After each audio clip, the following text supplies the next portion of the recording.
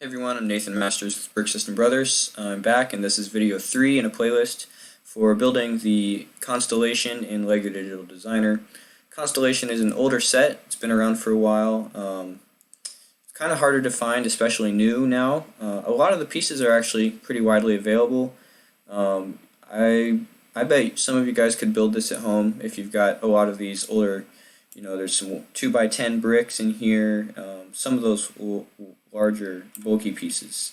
So some interesting techniques so far. We've got some Technic incorporated into the main system bricks down here, and building on around the stand. So a few things are coming together, but yeah. So this is video 3. We're going to keep going on this and see what we can get done. So let's go.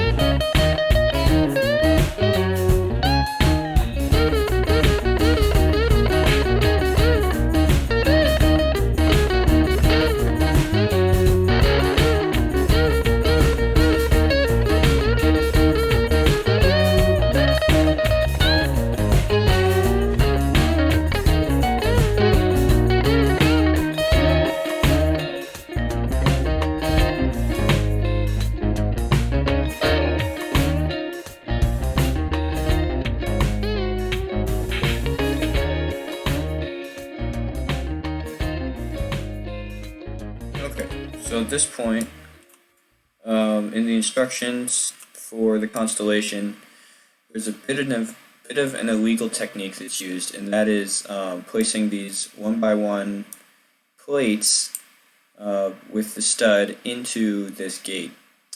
And you know, LEGO was a little less strict on using these in their older builds.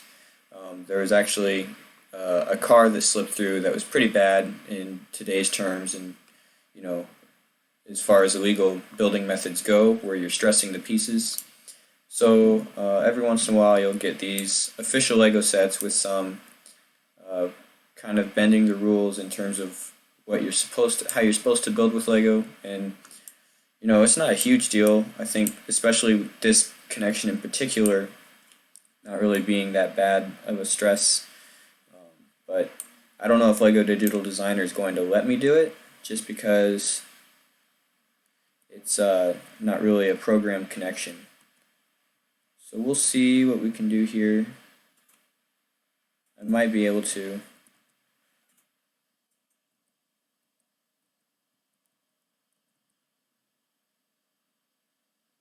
I don't think it's going to let me though. So what this is used for in the Constellation build is the cannons, which we're going to end up getting one of these 1x1 ground pieces. It's supposed to connect to, I'll show you how the assembly looks. So this piece is supposed to connect to the fence, the short fence right there, and then the 1x1 round goes into the bottom of that plate. So that whole assembly gets another one, where we just have this copied, get this duplicated here, and that gets copied. So there's two per fence section, and then you can probably kind of guess what it would look like if this whole assembly got moved back up into place up here, where we have the fence sitting behind the 1x2 and the two cannon pieces sticking out through right there. So officially, it's not going to work out in LEGO Digital Designer, but I'm going to build a hack, kind of work around it. We're going to get the same visual results, but we're not going to use these fences. So I'm going to find a way. I'm thinking if I just get a headlight brick here, copy that in. Let's flip that around, stick that right there. Go ahead and recolor it into black like that. Now, if I go ahead and get this little assembly, let me see if that will connect, and it will. Okay, so that's what I'm going to do. I'm going to go through, and instead of this 1x4 fence piece, I'm going to put in these 1x1 headlight bricks, and that will allow me to connect this cannon assembly all the way through. So what that's going to do is our final piece count is going to have just double the number of fences in terms of the 1x1 headlight brick. So we've got 2, 4, 6 fences to a side, so a total of 12. So we're going to end up with 12 less fences and 24 more 1x1 headlight bricks in black. So if you want a final piece count for the model, what we'll do is we'll say it's actually 12 less than this piece count down here, and it should still be fine. I might actually have 1 or 2 incorrect placements down here as well, so it might not be an entirely accurate piece count anyways. So I'm going to call that good for this video. I'll go ahead and switch all these out for the cannons in between, and we will get back on it in the next one. See you guys.